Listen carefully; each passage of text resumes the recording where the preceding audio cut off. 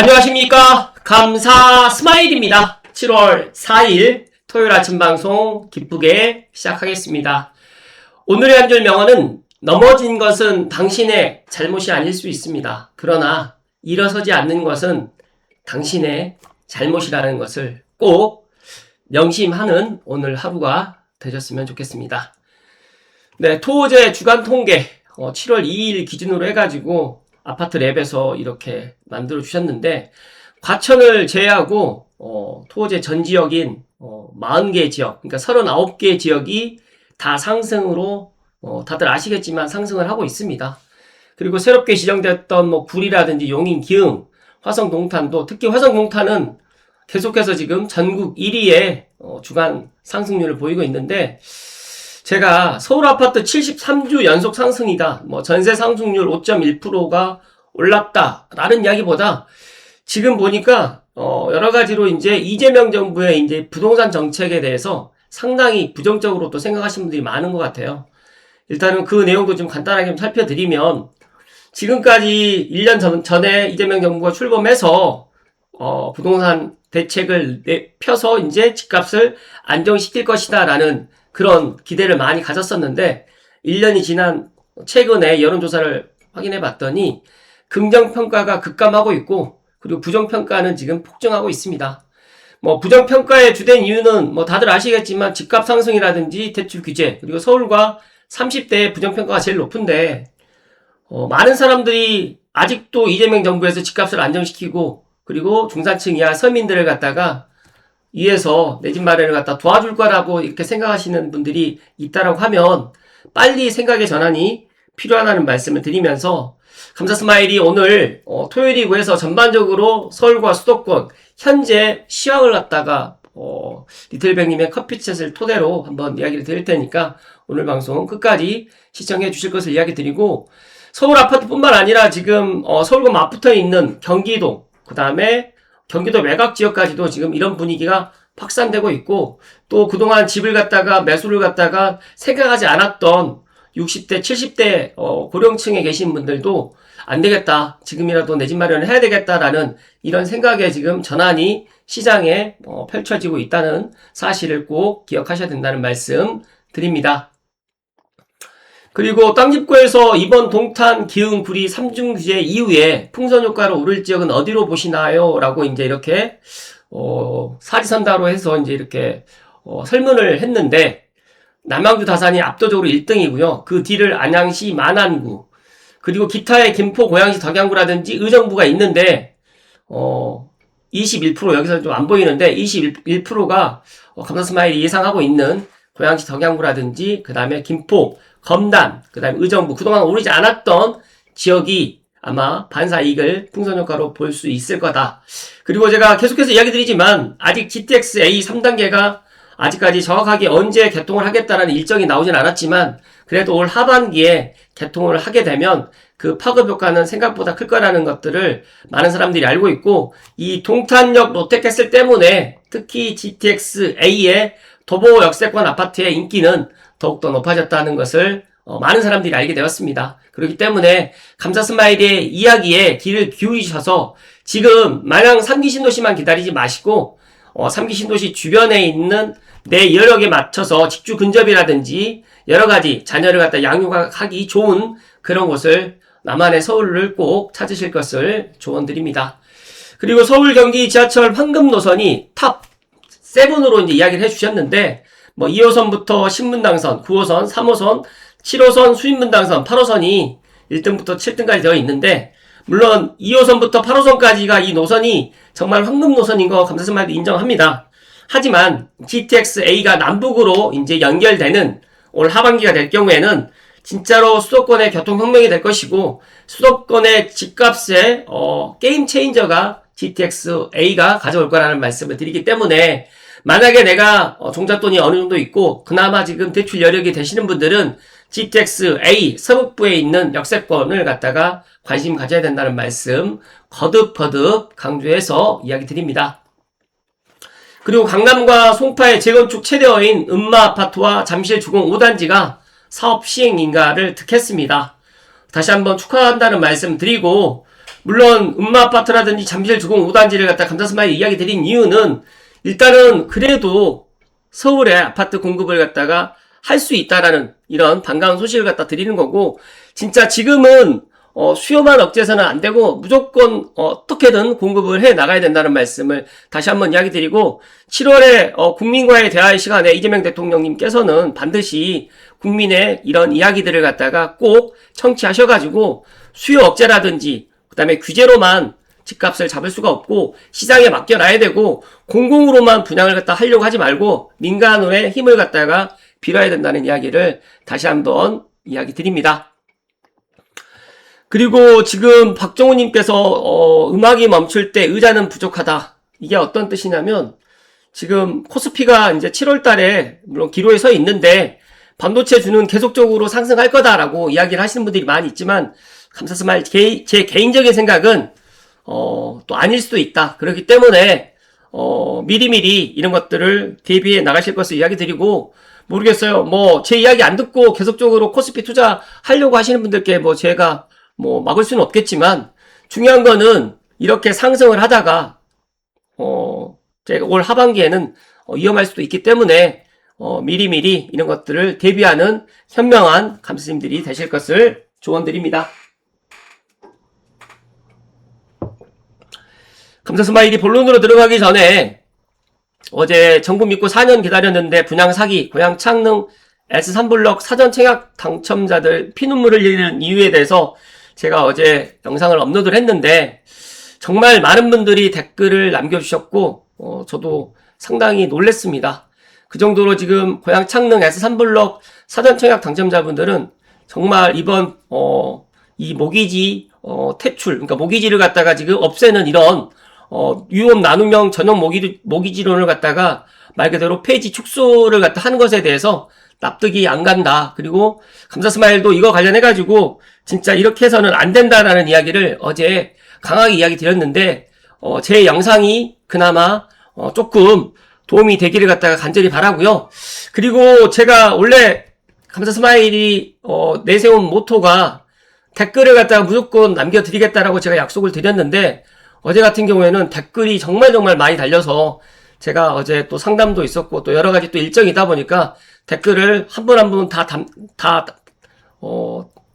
댓글을 다 남겨두지를 못해가지고 죄송하다는 이야기 드리면서 중요한 거는 모르겠어요. 정부에서 이렇게 국민들과의 약속했던 것들을 지켜나가야 되는데 진짜로 달면 삼키고 쓰면 뱉는다는 이런 옛 성어의 이런 이야기들처럼 국민들을 갖다 진짜 개돼지로 알고 있지 않느냐. 그리고 윤석열 정부 때 물론 사전청약이 이루어졌지만 이재명 정부에서도 이걸 갖다 그대로 받아들여야지 되지 않을까라는 그런 이야기를 갖다 어제 드렸는데 많은 분들께서 시청을 해주셨고 특히 감사스마일로 놀랬던 거는 지금 고향 창릉뿐만 아니라 지금 이 유업 나눔형에 대해 가지고 또 다른 지역에서도 이런 것들이 일어날 수가 있기 때문에 이번 일이 진짜 넘어가서는 안 될 일이라는 말씀을 다시 한번 이야기 드리고 혹시라도 못 보신 분들이라든지 아니면 주변에 이런 S3 관련해가지고 사전 청약자들 정말 피눈물 흘리는 이유에 대해서 많이 공유해 주시고 좋아요도 공감도 많이 부탁드리겠습니다. 그래야지만 이런 것들이 다시금 재발되지 않는다는 이야기를 오늘 아침에 감사스마일이 이야기 드립니다. 네, 오늘 본론으로는 니틀백님의 커피챗 2개하고 그 다음에 얼티메이텀님의 좋은 인사이트로 오늘 방송을 갖다가 해볼 텐데 감사스마일이 최근에 너무너무 감사한 게 많아요. 감사스마일이 구독자가 2만 명을 향해서 가는데 많은 사람들이 공감해 주시고 계시고 또 주변 분들께 많이 홍보도 해주셔가지고 최근에 구독자가 많이 증가하고 있는데 방송을 빌어서 다시 한번 감사하다는 말씀 드리고 본론으로 들어갈 수 있도록 하겠습니다. 리틀백님의 부동산 커피챗을 감사스마일이 꾸준하게 이야기 듣고 있고 그리고 이 내용을 가지고 제가 멤버십 영상 때 많은 이야기를 드리는데 진짜 만약에 내가 부동산의 인사이트가 필요하신 분들은 리틀백님의 부동산 커피챗도 구독하시면 좋을 것 같고 그리고 또 감사스마일이 찐팬이 되셔가지고 또 감사스마일과 함께 여러 가지로 이제 부동산뿐만 아니라 거시경제라든지 그리고 내가 꼭 알아야 될 내용들을 갖다가 함께 고민하고 함께 공부하는 감사스마일 멤버십 또 찐팬이 되게 되면 더 많은 정보를 갖다 얻을 수 있다는 말씀 드리고 살펴드릴 수 있도록 하겠습니다. 일단 시간 관계상 제가 니틀백님의 그 결론 부분만 제가 이야기를 드릴 텐데, 내가 조금 더 인사이트라든지 또 서울 수도권의 그런 부동산의 그런 시황을 갖다가 좀 더 보고 싶으신 분들은 니틀백님의 부동산 커피챗 추천드린다는 말씀 드립니다. 상급지는 매물이 없어서 버티고 중저가의 수도권은 전세가 없어서 하단이 다져지고 지방의 핵심지는 전세가율이라든지 신축 부족으로 회복을 노리고 또 투자자들은 2020년에 물린 물건을 이번 반등장에 털려고 하는 그런 시장 상황이다. 지금은 전세 부족의 소액 분양권이라든지 신축의 갈증, 산업 수요가 얹히면서 몇몇 지역이 지금 빠르게 반응하는 거지 전국이 동시에 오르는 장은 아니다.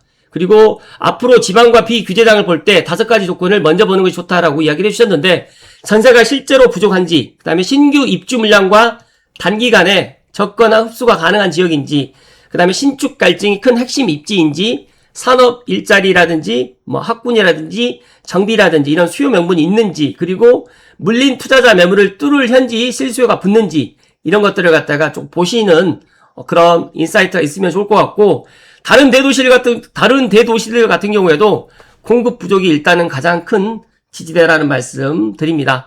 그리고 제가 여기서 좀 덧붙인다면, 고양시 같은 경우에도 공급이 많을 거라고 생각하시는 분들 많이 계시는데, 사실상 창릉 천마을 같은 경우에도 2000세대도 안 되고, 또 이거를 또 바로 또 살 수 있는 물건도 많지가 않고, 또 국민평형 84 기준으로 보게 되면 더 세대수가 적다. 그래서 지금 장암지구에 있는 예를 들어서 장항에 있는 제일풍경차라든지 아테라라든지 그 다음에 비원에 있는 공공분양이라든지 그 다음에 유보라라든지 이런 것들밖에 지금 없다 보니까 그렇게 고양시도 공급이 그렇게 많은 편은 아니다. 상대적으로 지금 운정 신도시에 지금 남아있는 공급들이 좀 많다 보니까 그런 것들을 갖다 보시면서 내가 이 지역에 예를 들어서 서울이면 서울 아니면 은평구면 은평구에 진짜로 입주 물량이 많은지 공급이 많은지를 갖다가 살피면 더 좋을 거라는 말씀을 드립니다. 그리고 이어서 이제 이 내용은 더 좋은 내용인데, 어제 오늘 글을 총 정리해 보았습니다. 지금은 호가 상승장이 아니라 하단 소진장입니다. 그렇기 때문에 거래가 되는 매물은 대체로 하단 또는 조건 좋은 물건이 지금 거래가 되고 있고, 핵심은 두 가지인데, 첫 번째로 좋은 물건은 지금 거래되고 있고, 두 번째로는 비싼 호가는 아직 잘 받아주지 않습니다. 그렇기 때문에 많은 사람들이 지금 집값이 더 내려가면 매수해야지 이런 생각들을 갖고 계신 분들 혹시 계시면 빨리 생각의 전환이 필요하고, 실입주 가능 물건은 프리미엄을 받고 있고, 그 다음에 전세 부족이 가장 강한 매매 지지 요인으로 지금 들어오고 있습니다. 그러다 보니까 헬리오라든지 잠실이라든지 신길, 동탄, 광교, 일산 같은 경우에서도 전세가 없으면서 매매 하단은 잘 안 무너지고 있고, 최근에 감사스마일이 근무하고 있는 덕양구에 있는 아파트들도 진짜로 전세 가격이 말도 못하게 지금 올라가고 있고, 그마저도 매물이 없다는 말씀을 드립니다. 네 번째로는 주식자금 유입은 실제 신호입니다. 그러다 보니까 주식자금이 일부 고가 부동산으로 들어오는 흐름은 있지만 또 중저가로 이런 흐름이 지금 확산될 거라는 말씀을 드리고, 지역 간에 단지 간에 평형 간에 갭에 지금 주목을 하고 있는데, 입지 규모별로 가격대가 나뉘어져 있지만 갭은 크지 않다. 그래서 향후에 이 갭이 벌어질 가능성이 있기 때문에 이상의 지금 5가지 내용을 갖다가 기억하시고 현재 시장에서 대처를 하고 대비를 하면 좋을 거란 말씀 드리고, 최근에 또 이제 장마가 시작됐잖아요.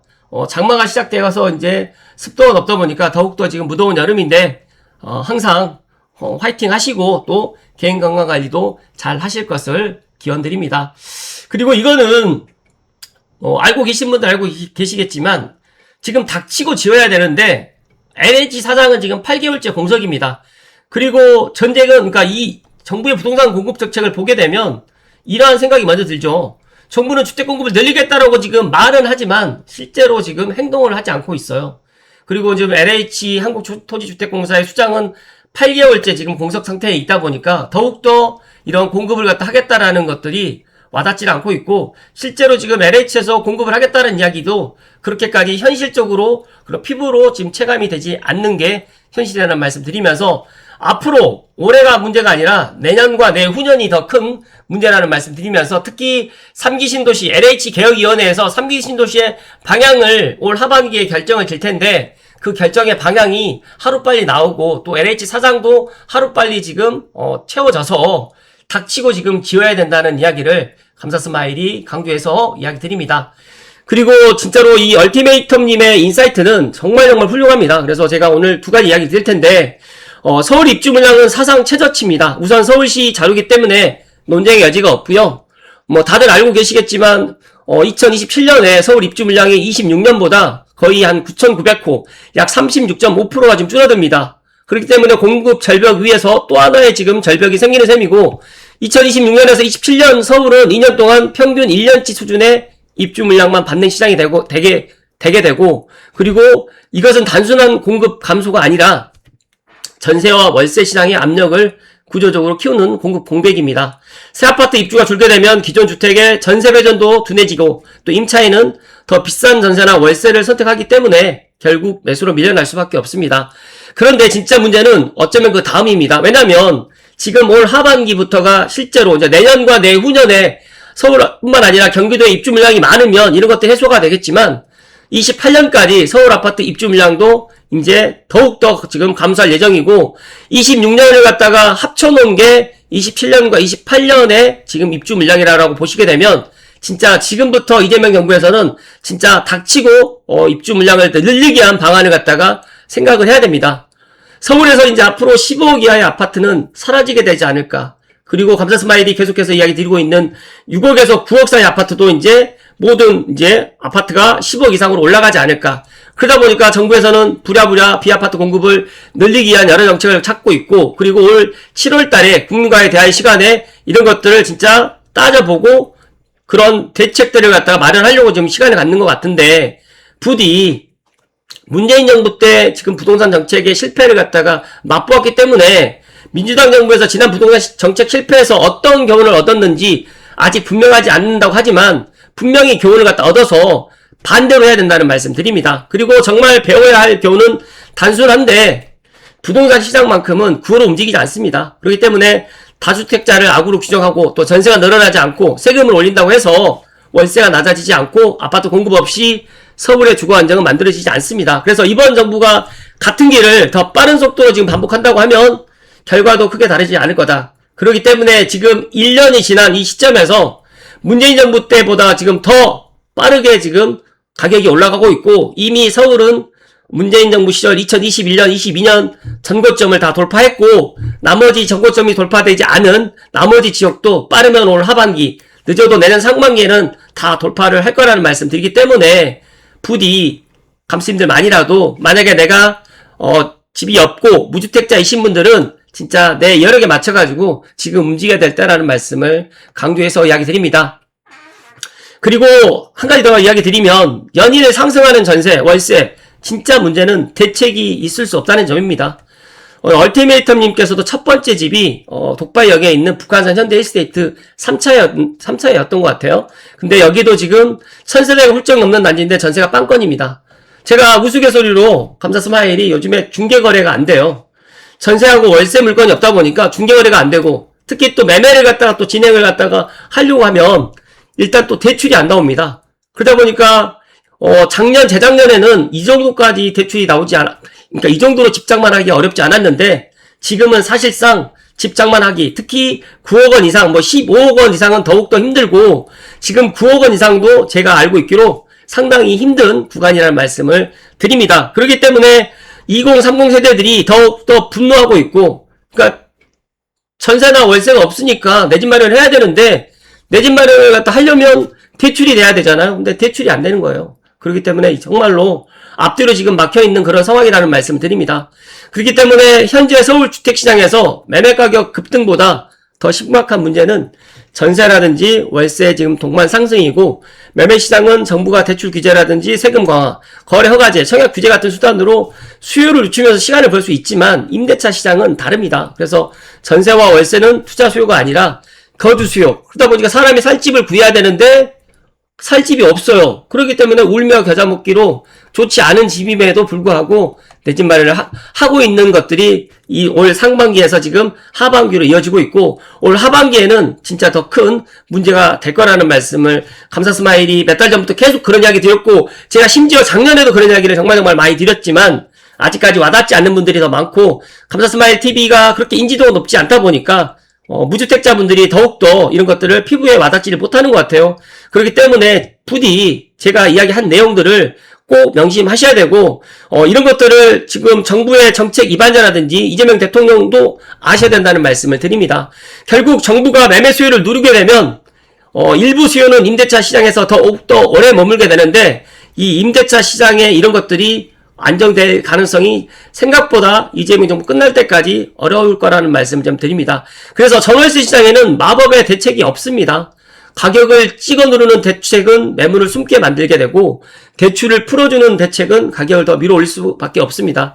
그래서 살아남는 카드는 단 하나인데 이것들을 지금 하지 않고 있고, 다주택자를 규제만 하고 있다 보니까 이런 현상이 생각보다 더 빨리 시장에 지금 펼쳐진다라고 보시면 될 것 같습니다.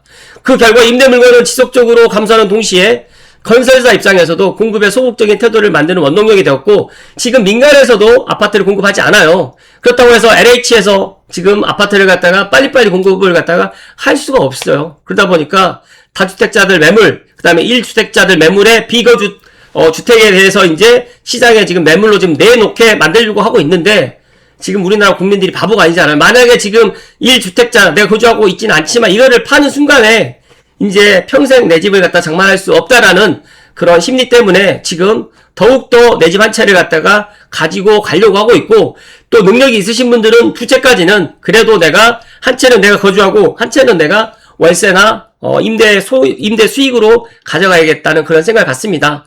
결과적으로 현재의 무주택자들과 임차인들은 역대 대한민국에서 경험해보지 못한 극한의 전월세 부족과 극한의 전월세 급등장을 아마 올 하반기에서부터 2018년까지 경험하게 될 것으로 보입니다. 만약에 이제 임대차 입법을 또 조정해가지고 임대차법을 더 조정해서 지금 4년을 갖다 6년, 8년으로 또 연장을 갖다 할 수도 있겠지만, 그게 이래서 주택시장, 임대차 시장을 갖다가 안정시킬 수는 없다. 그리고 우리나라는 점점 토제로 인해가지고 그런 것 생각들을 가지셨는지는 모르겠지만, 우리나라는 공산주의 사회주의 국가가 아닙니다. 민주주의 국가고, 내가 거주 이전의 자유도 있고, 내가 열심히 노력해서 내 집 정만 하는 게 이게 잘못된 사회는 아니다. 는 것들을 갖다가 이재명 정부에서 지금 또 늦지 않았기 때문에 이 사실들을 이 사실을 아셔야 되고, 부디 주택 공급만큼은 공공에서 하겠다는 생각을 버리시고 민간에서 공공이랑 함께 해 나가야 되겠다는 이 생각들을 가지셔야 된다는 말씀을 마지막으로 드리면서, 그나마 지금부터 준비한다고 하더라도 3년 뒤 임대차 시장이라도 준비를 해야 되는 상황이다 보니까, 저는 지금 올 하반기에 7월 달에 국민과의 대화의 시간에 실질적인 대책들이 나오기를 감사 스마일이 소망하고 기원 드립니다.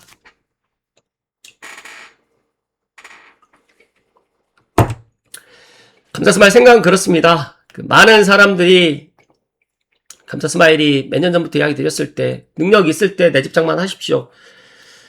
집값이 오르고 떨어진다고 해서 중요한 게 아니라 내 집 한 채는 이제 생존의 문제가 될 수밖에 없다. 그래서 감사 스마일이 지난 라이브 시간 때도 진짜 한 1분, 2분 정도 이상 좀 강하게 이야기 드렸는데, 많은 사람들은 집값이 올라야지만 사는데, 제 경험상 집값이 오른다고 해가지고, 오른다고 사고, 떨어진다고 해서 안 사고가 아니라, 제가 항상 말씀드리잖아요. 내 집은 반드시 있어야 되고, 우리가 의식주 중에서 내 집 한 채, 그 다음에 이 주거 부분은 나라님도 해결을 해줄 수 없다. 그리고 앞서서 제가 말씀드렸던 것처럼 정부를 믿고 4년을 기다려서 이렇게 본청약을 앞두고 느닷없이 입주자 모집공고에 그 모기지론을 갖다 폐지하겠다고 슬그머니 넣어놓고 그런 해명 한 줄도 없는 것들을 보면서 어떤 사람이, 어떤 국민이 정부 말을 믿겠습니까? 저는 똑같다고 생각합니다. 지금 대한민국 국민들이 바보가 아니라 정부에서 집값 잡겠다라고 하는 이야기, 물론 이재명 대통령이 취임하기 전에 그렇게 이야기를 했기 때문에 많이 믿었었고, 또 올 초에도 강하게 이야기를 했기 때문에 과연 지켜질 거다라고 생각을 했지만 결론은 지켜지지 못했고 더욱더 지금 집값은 더욱더 우리가 생각하는 것 이상으로 많이 상승하고 있고 서울뿐만 아니라 수도권 그동안 오르지 않았던 지역들까지도 지금 올라가고 있다 보니까 집을 매도해서 아니면 집을 갖다가 지금 살고 있는 전세나 월세 세입자분들이 집을 보여주질 않아요. 왠지 아세요? 집을 보여주면 그 집을 갖다 계약을 하게 되면 나는 또 이사를 나가야 되니까. 이런 상황이 지금 서울과 수도권 시장에 펼쳐지고 있고 또 일부 지방에서도 이런 상황이 펼쳐지고 있는데 이재명 정부에서 이 사실을 모를까요? 알고 있습니다. 알고 있는데도 왜 이렇게까지 해 나가는 걸까요?